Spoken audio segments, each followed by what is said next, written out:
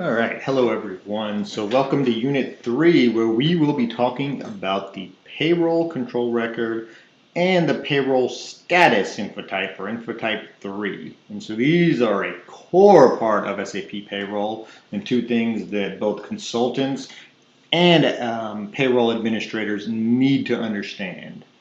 And so we'll get right into it. So the helpful transaction code cheat sheet that I like to have here, the one that we need to know for this is PA03. And so this is the transaction code that we use to manage the payroll control record and to do things like open payroll, which we also call releasing payroll, so we can run the payroll program, and then if we have to do corrections and other things like that, we also do it from the same place.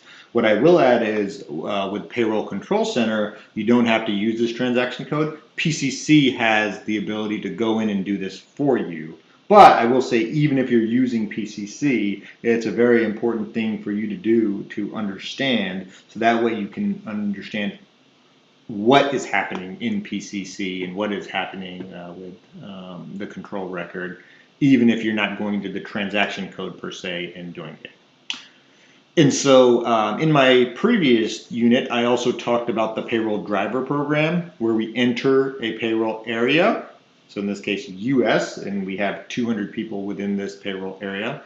If you recall, when I originally hired the employee, I chose a payroll area or a pay group that we have. That's what it's called on the Employee Central side. And then from here, we can select a current period. And the way that the system knows what the current period is based upon what we have set in the control record.